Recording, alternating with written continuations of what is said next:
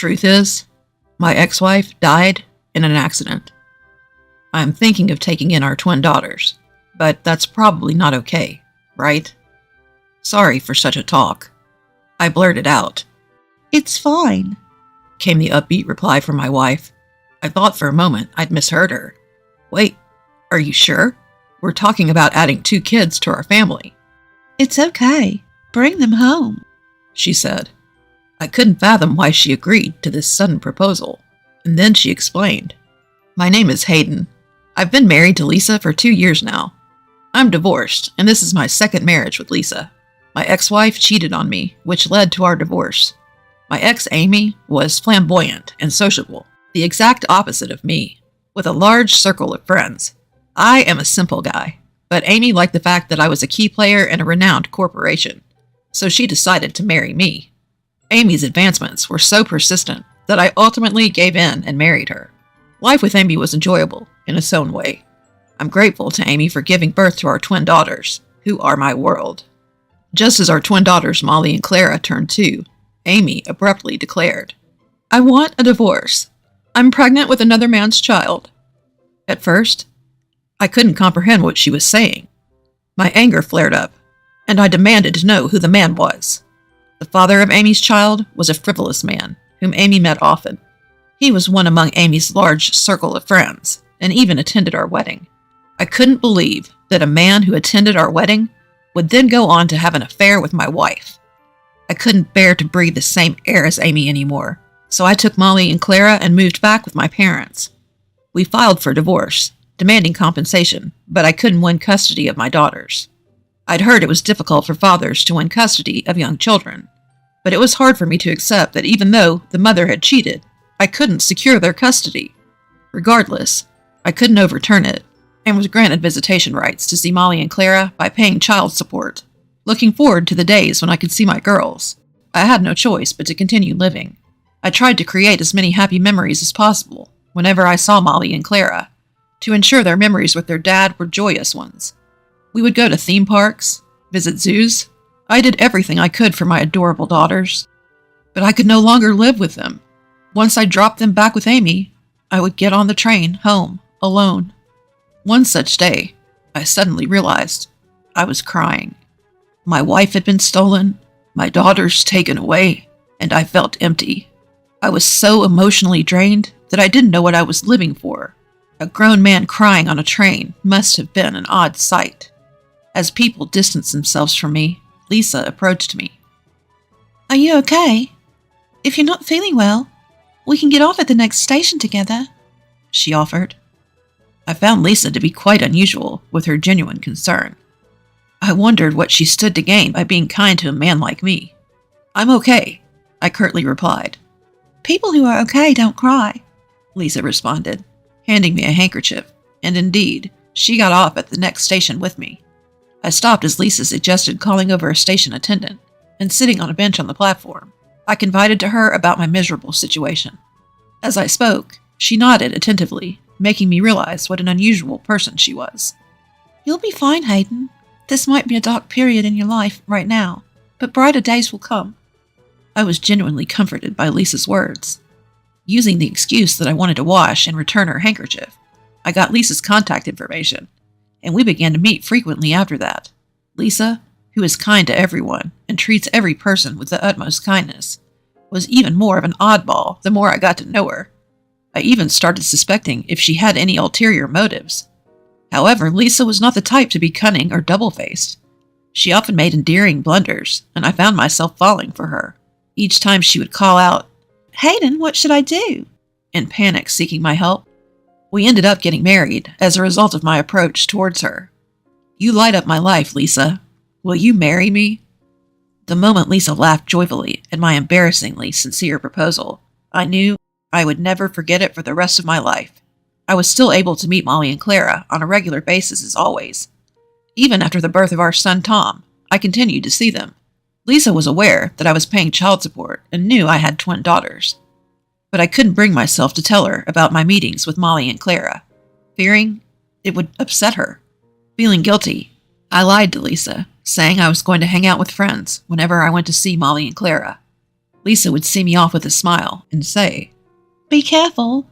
One day, while thinking that I should eventually tell her that I was regularly meeting with Molly and Clara, I received a sudden, shocking message. "Amy died." The message was from Amy's mother.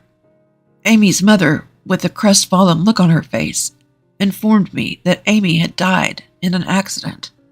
Amy, her current husband with whom she was having an affair, and their child who was born to them, were all killed in a tragic car accident during a road trip. Amy's mother told me that she couldn't take care of Molly and Clara, as her own health was failing, and their grandfather had passed away earlier.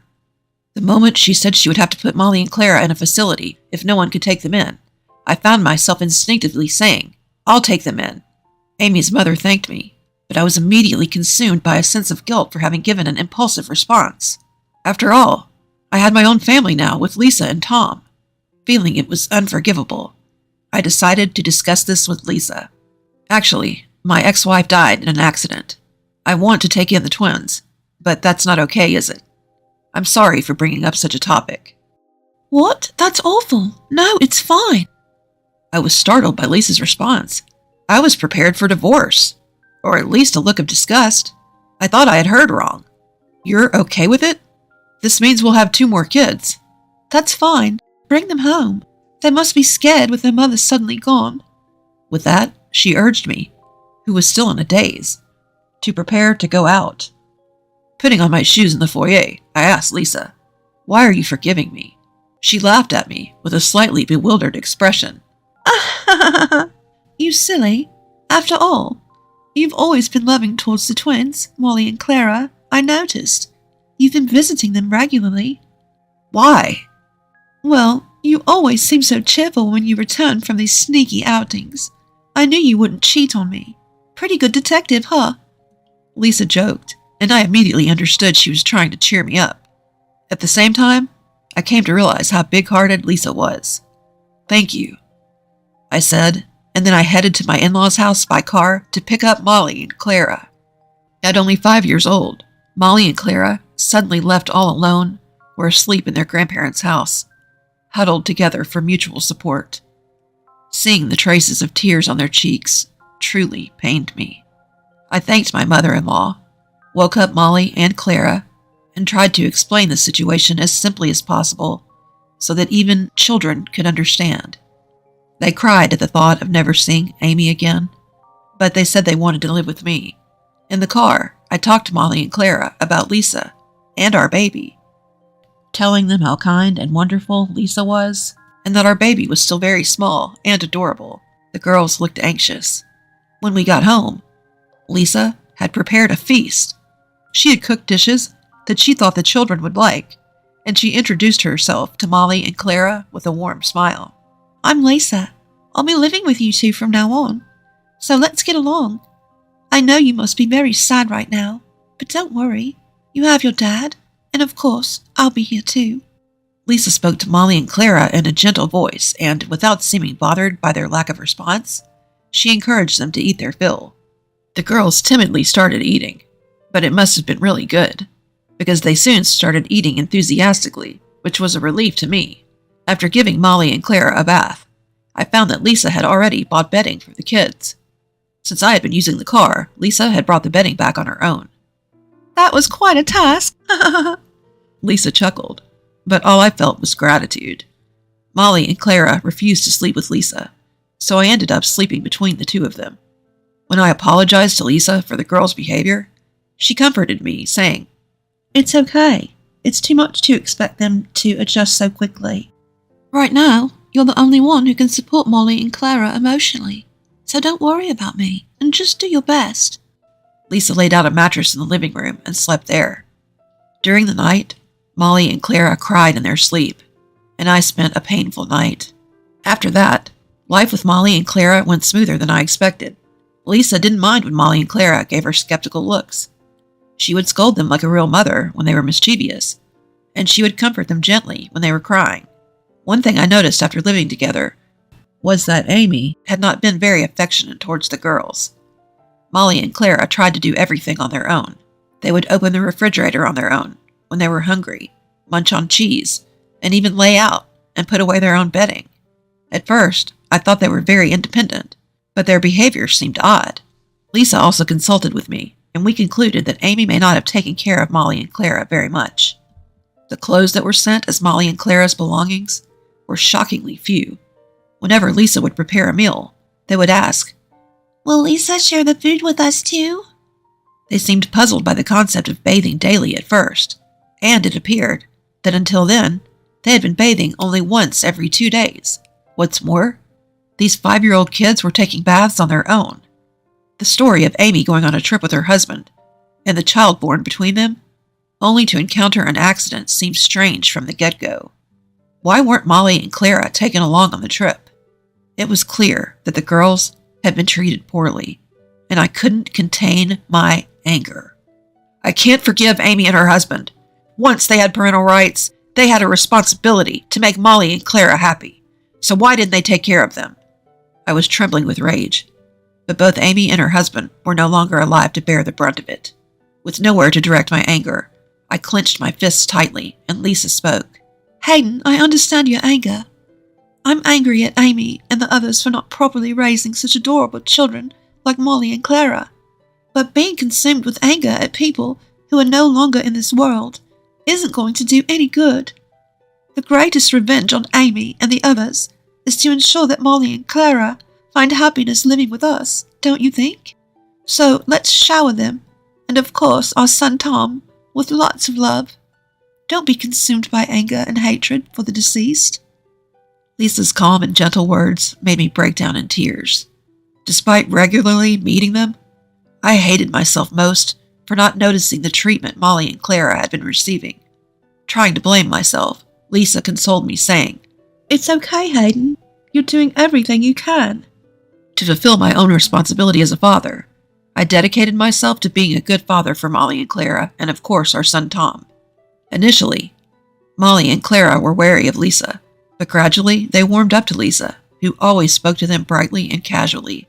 Although they initially refused to even sleep together, nowadays, both Molly and Clara want to sleep next to Lisa.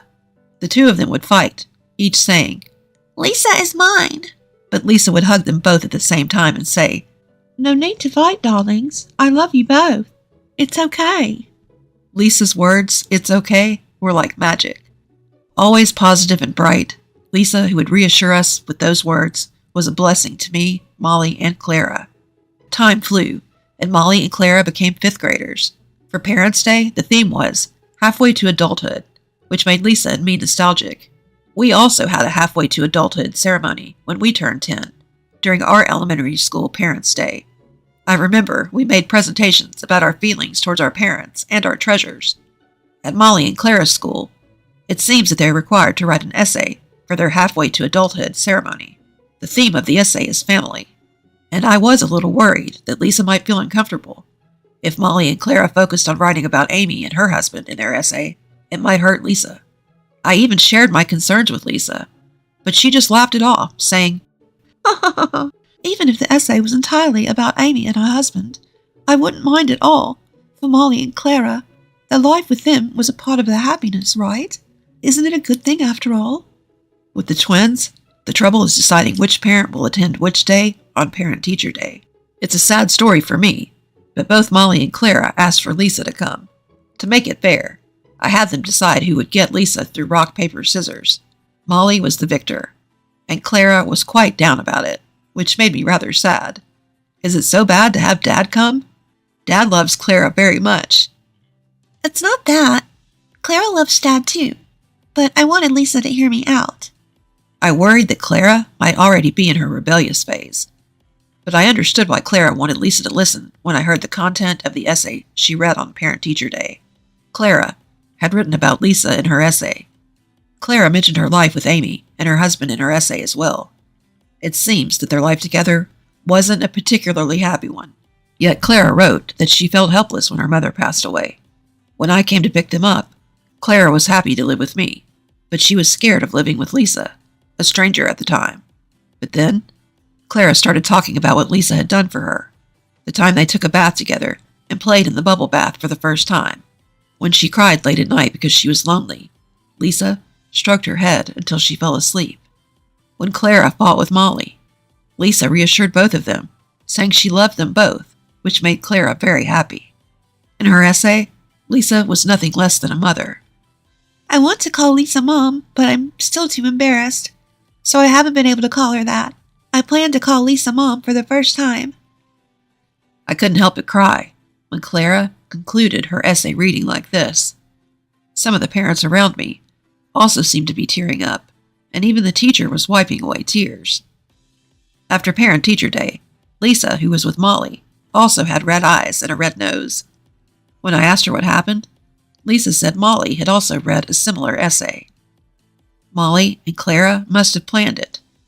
They held hands, nodded to each other, and then together said to Lisa, We love you, Mom," with bright smiles. Lisa hugged Molly and Clara, bursting into tears, and said with a trembling voice, "Mom loves Molly and Clara so much." Being a crybaby, I naturally bawled. Our family is living happily. At some point, the idea of getting revenge on Amy and her husband had disappeared. I just want to protect this lovely family of ours. All of this daily happiness is thanks to Lisa. When I told Lisa thank you, she smiled back and said, "No, thank you." I can't thank her enough.